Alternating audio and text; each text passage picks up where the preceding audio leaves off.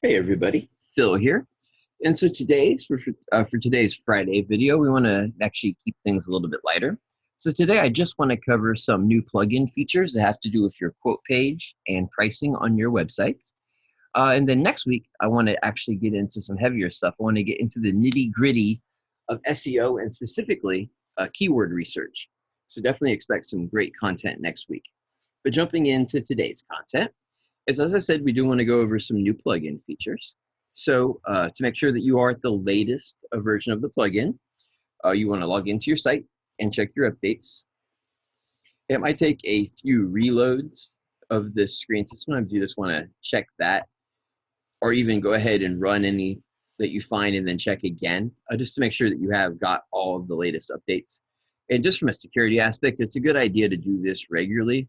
Any sites that we host are set up to regularly auto update, but there's not always a good process for plugins to do that. And oftentimes they can cause breakages if sometimes it's a good idea to just kind of manually come in and check the update status of plugins every once in a while on your site. But that being said, once you are updated, you just want to make sure that you're at the latest version, which is 4.2.2. And once you do that, if you go into InflatableOffice basic setup here, you're going to find some new features: multi-step checkout and the show prices. So this first one here, multi-step checkout, is what that controls is your quote form. As many of you are familiar with, we do have a new improved multi-step checkout form that you can make use of. And now we made it much easier to turn that on and off. By having this selected and saved, you'll get this form. If you don't want that form, you want to use the old form, simply make sure that's unchecked, click save. And when you load your quote form here, you'll see that it loads the old quote form. So again, if you want it, make sure it's checked and save, and you'll have it.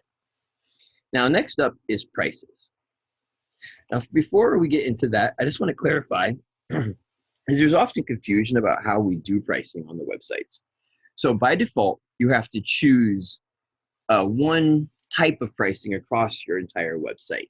We do have some solutions for customizing that, and we are definitely introducing more features in the future that are really going to allow you to in-depth customize that across the site. But for now, you really need to typically choose to show one steady constant across the entire site. But so typically how we do things, and when we set up sites ourselves here at IO, is on category pages, we typically just show the price starting from 1 hour, whatever you set for the 1 hour price, and our verbiage is from that particular price. But those new boxes back here again on this, what they're going to control is what people are going to see on your product pages. So as you can see, we have the 4 and 8 hours selected on those pages, and we are seeing the 4 and 8 hour prices on this page. Now we could go in, and by selecting none at all and clicking save, we actually get none showing on the page. Or we could go in and select one up to all of them,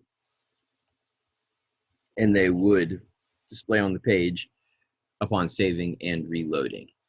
So yeah, that's all there is to it. It's at least way easier than it used to be. As I said, keep a lookout over the next few weeks to months for even more exciting features. And in terms of great content coming up, look out next week for some great SEO tips and content on keyword research. Again, everybody, thanks for your time, and everybody have yourself a great weekend. Thank you.